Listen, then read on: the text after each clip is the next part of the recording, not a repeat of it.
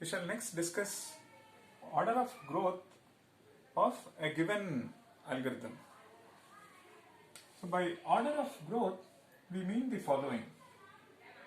So far we have taken a computational problem and we designed an algorithm. Then we analyzed using step count method what is the cost. So using step count method, we said cost of approach 1 is maybe say 2n plus 3. Then for the same problem you have a different algorithm, analyze using step count method, we say that it is 3n minus 1. So in general you have an algorithm, we analyze using step count method. If you look at this 2n plus 3, the fundamental operations involved may be comparisons, maybe increment, assignments, and so on. And if it is a recursive code whose step count is say something like n square, say 5n minus 2, then it may involve comparison, increment, and cost of return, recursive call, all that.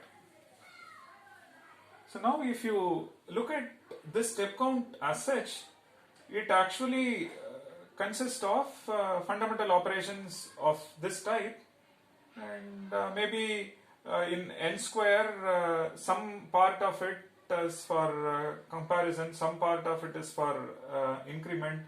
Even in 5n minus 2, some part is for increment, some part is for cost of recursive call, and so on. Now what we want as part of order of growth is the following. So you have an algorithm, in that there are say fundamental operations, operation 1, operation 2 and operation 3. And you look at how many times this operation is done, C1, how many times this operation is done, how many times this operation is done. And step count analysis precisely tells you cost of your algorithm is C1 plus C2 plus C3. Now we compare these operations. Compare these fundamental operations. So it may so happen that C1 is more. Example, it may be the case that cost of C1 is 4n, cost of C2 is n, cost of C3 is 100. Or it may be the case that cost of C1 is 3n square, cost of C2 is n cube, and cost of C3 is say n minus 5. So all this can happen. Now what we are interested in is, of the three operations, which operation is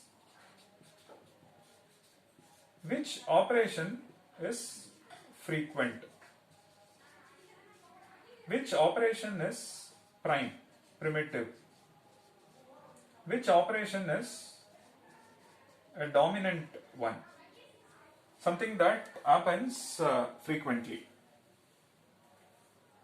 So now we wish to know in this which one is actually dominating or which one is primitive among this. We may find more than one. That's precisely what we are interested in as part of this. What do you mean by order and growth? You just see this as a polynomial. This is linear in nature. This one is cubic. This one is quadratic. Which means the order of growth of C1 is quadratic in nature, or cost incurred as part of algorithm 1 of C1, cost of C1 is 3n square whose growth is quadratic in nature. So you start varying values of n. If you look at the growth, it will be quadratic in nature. And you start varying the value of n. You see the cost of C2 with respect to A is cubic in nature. This one is linear in nature. So we want to know, when we say order, what is the order of each of this operation. Now you see this as a polynomial. If you see this as a polynomial, what is the growth of this polynomial? And of the three, which one is dominant? Naturally, when you have quadratic, cubic and linear term, frequent term is cubic, frequent term or primitive term or dominant term.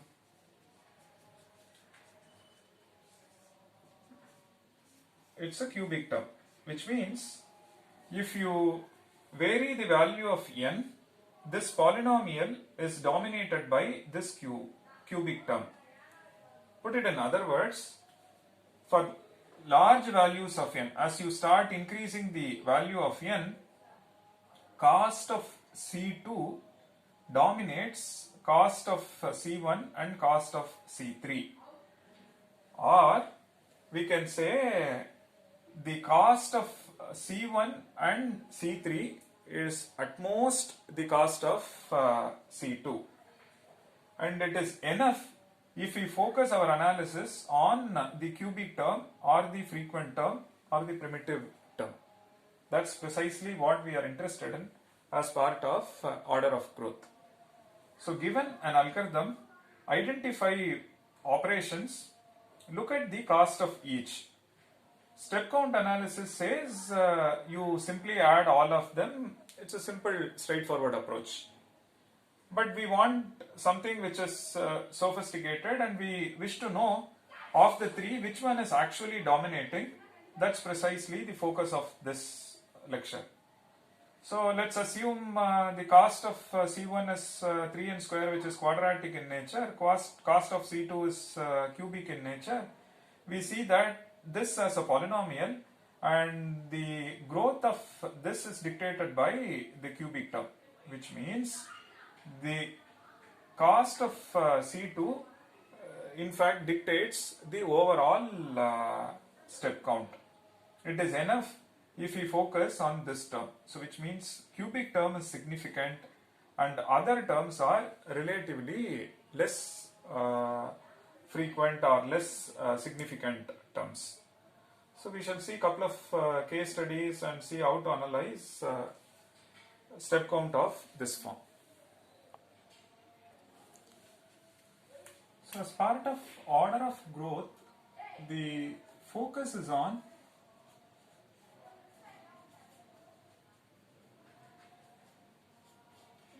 we focus our analysis on significant terms, something that dictates the overall time complexity or step count. So what we shall do is, as part of this, we introduce something called, from asymptotic analysis we move into something called, from step count analysis we move to something called asymptotic analysis.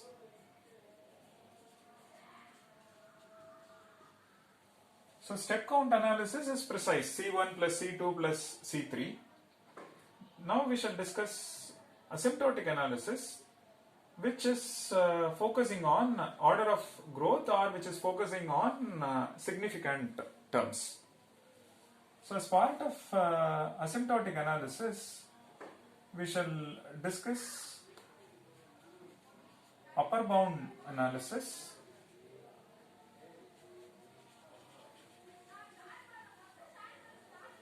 lower bound analysis, and tight bound analysis,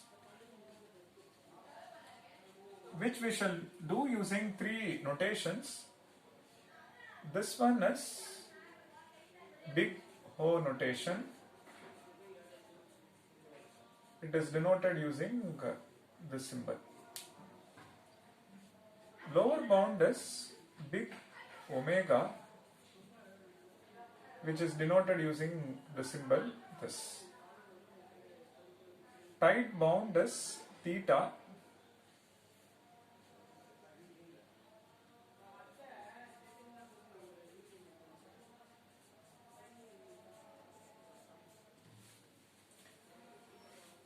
so which means given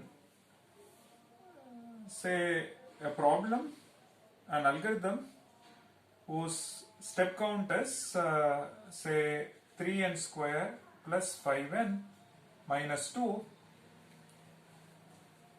this is our precise estimate.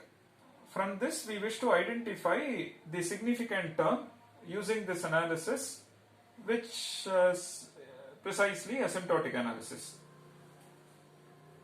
So ideally we want to express something like 3n square plus 5n minus 2 is say at most say 5n square for all n greater than or equal to 4. Something like this is what we are interested in as part of Big O analysis.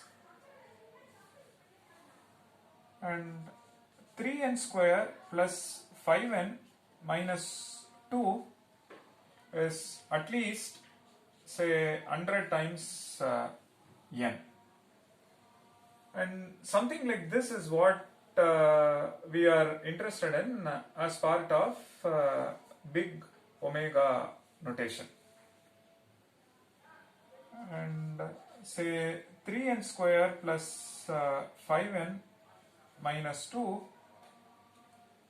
we want to show that it is lower bounded by n square and upper bounded by say 5 times n square.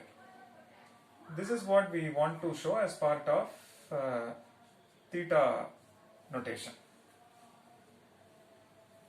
Okay. So as part of this one, we want to show that it is lower bounded by n square and upper bounded by n square. This is our tight analysis. And this one may be true for all n greater than or equal to say 10. Now you see that this one is lower bounded by n square and upper bounded by n square. So each of this is focusing on something. Okay, this one is not 10, it's 100. Now you see that this one is when n is 100, this is 10 power 4. This is 100 square, so 3 into 10 power 4 plus 500 minus 2. So this will be more than this. One can experiment, and one can also write 3n square plus 5n minus 2 is upper bounded by say 10 times n square. One can also write 3n square plus 5n minus 2 is lower bounded by 2 times n. One can also write this is lower bounded by 0.5 times n square and upper bounded by say 15 times n square. These are all inequalities. One can play with these coefficients or constant factors as long as the inequality is satisfied. But the point is, our focus is on significant terms, meaning is the order of growth is dictated by a quadratic term or a cubic term or a linear term. So what we shall do as part of Big O analysis is express an expression of this type using a succinct notation. What is this telling us? It is upper bounded by 5n square, which means this term is significant. These two are relatively insignificant. So we don't need to focus on linear term and constant term. And so the focus is on the leading term, which is quadratic in nature. And as part of lower bound, we see that one can also write this is lower bounded by n square. So one can see that this is lower bounded by n square. It is also lower bounded by some function of n. And now we see that this is lower bounded by a quadratic. So it is lower bounded by a quadratic and upper bounded by a quadratic, which means this one is tight with respect to quadratic growth. So we have an algorithm whose step count consists of multiple terms. We focus on the leading term, the one that actually dictates the time complexity. Big O focuses on upper bound and omega focuses on lower bound, theta focuses on the tight bound. Now what we shall do is we shall take a couple of case studies, meaning problem, algorithm, step count, and we shall express using these three notation.